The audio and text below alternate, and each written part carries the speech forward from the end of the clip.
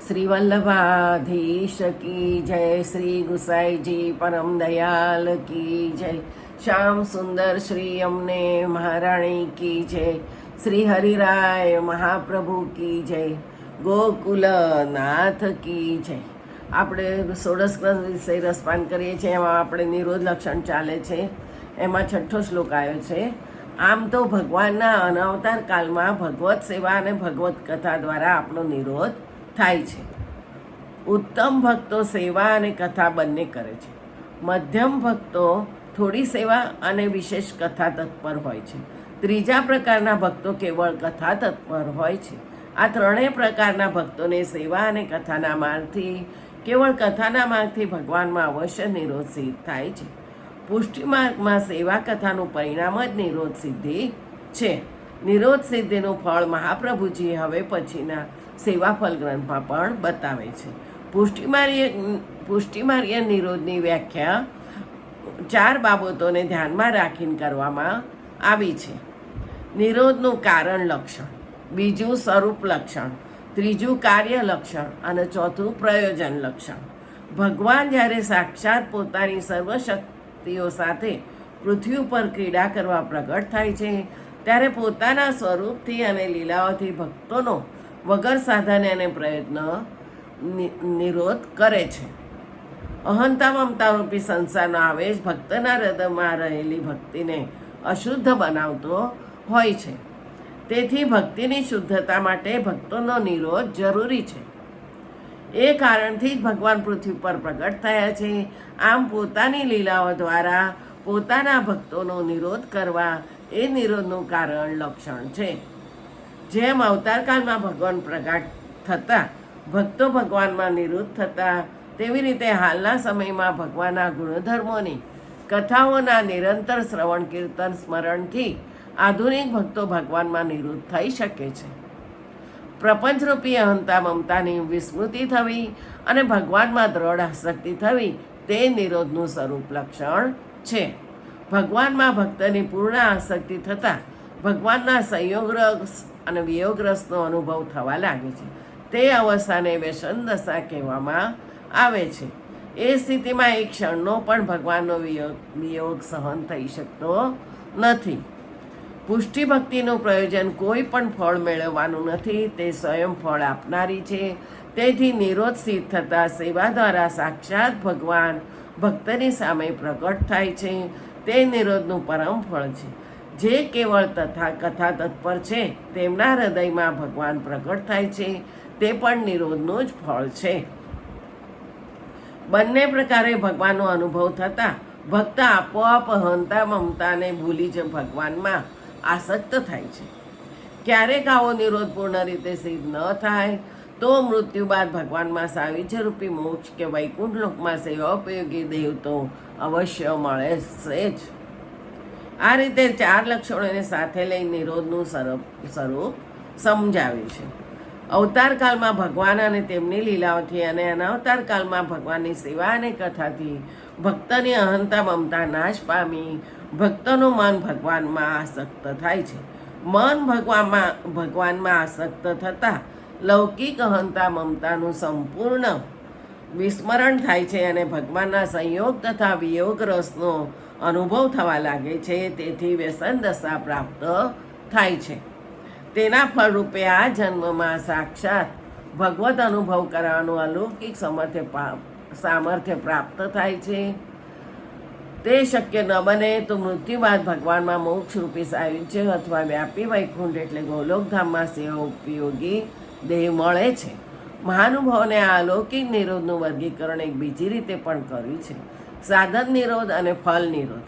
સાધન નિરોધમાં કારણ નિરોધ અને વ્યાપાર નિરોધમાં પણ સમાવેશ થાય છે. પૃથ્વી પર પ્રગટ થયેલા ભગવાન ભક્તોની વચ્ચે લીલાઓ કરે છે. ત્યારે એ લીલાઓ રૂપી સાધનથી ભક્તો જગતને ભૂલી જગદીશમાં તન્મય બને છે. 6ઠ્ઠો શ્લોક આવ્યો છે: ગુણગાને સુખાવાપ્તિ ગોવિંદસ્ય પ્રજાયતે યથા તથા શુકાદિના નૈવાત્મની કૃતોન્યત. ગોવિંદના ગુણગાનથી જેવી રીતે સુખની પ્રાપ્તિ થાય છે તેવી રીતની સુખની પ્રાપ્તિ સુખદેવજી વગેરે આત્મામાં થતી નથી. તો પછી બીજા સાધનથી તો ક્યાંથી થાય? કીર્તનની મોટાઈ ચોથા અને પાંચમા શ્લોકમાં કહેલ રીતે મોટાઓની કૃપાથી થયેલા શ્રવણના બળથી કીર્તન દ્વારા અંતઃકરણ શુદ્ધ થતા અને પ્રભુમાં આસક્તિ વધતા એવું વ્યસનવાળું થાય છે કે પ્રભુના ગુણગાન વગર શાંત રહી શકતું નથી. એવા વારંવારના ભગવદ્ ગુણગાનના અધ્યાસવાળું અંતઃકરણ થતાં નવીન નવીન અધિકાધિક સુખની પ્રાપ્તિ થાય છે.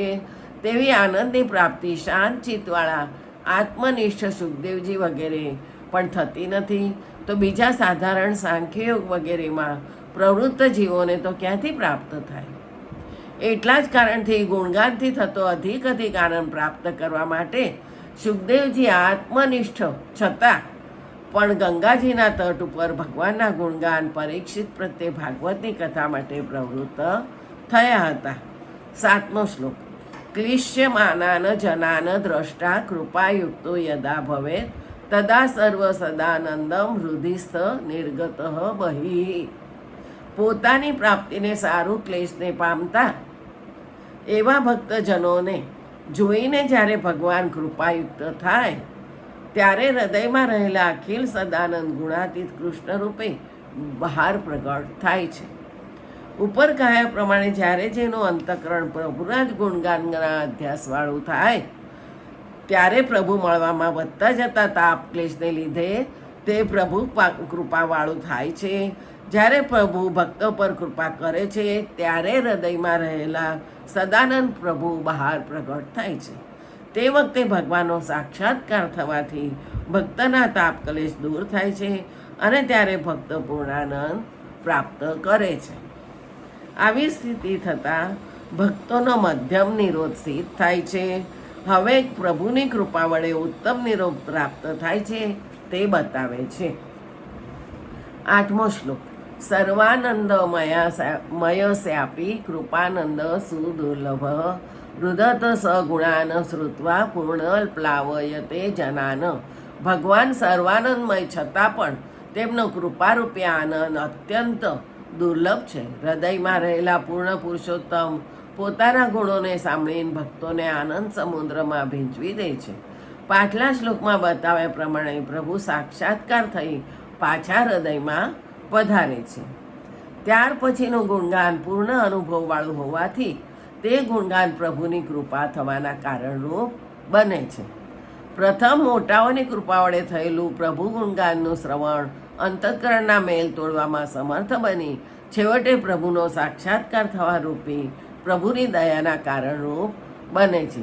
જેવી રીતે આપણા ઘરે આપણા માતા પિતા કે દાદા દાદી ગુણગાન કરતા હોય ને આપણે શ્રવણ કરતા હોઈએ, એવી રીતે મોટાઓના કૃપા વડે થયેલું ગુણગાનનું શ્રવણ અંતઃકરણના મેલ તોડવામાં સમર્થ બની છેવટે પ્રભુનો સાક્ષાત્કાર થવા રૂપી પ્રભુની દયાના કારણરૂપ બને છે. ભગવત સાક્ષાત્કાર થયા પછીનું સ્વતંત્ર ગુણગાન સાક્ષાત મહાનુભવવાળું હોવાથી પ્રભુની કૃપાના કારણવાળું થાય છે. જો કે પ્રભુ સર્વને આનંદ આપનાર છે અને તે રીતે સર્વના પર સરખી કૃપાવાળા છે, પરંતુ સાક્ષાત્કાર જેને થયેલો છે તેવા ભક્તોના ગુણગાનથી પ્રભુની કૃપા તેના પર વરસે છે. તેવી કૃપા થવી દુર્લભ છે. તે કૃપા ભક્તને આનંદ સમુદ્રમાં ગરકાવ કરી દે છે અને પુરુષોત્તમ અને આવો તેનો ભક્ત પરસ્પર પૂર્ણાનંદનો આસ્વાદ અવિચ્છિન્ન લૂંટે છે. આ જ નિરોધની ઉત્તમ અવસ્થા છે. લૌકિક રીતે વિચારતા કુંવારાપણું, વ્યભિચાર અને લગ્ન, આનો એક પછી એક અવસ્થાનો સ્ત્રી ભાવે વિચાર કરવો એટલે સમજાશે. બીજું આવતીકાલે. જય જય શ્રી ગોખલેશ.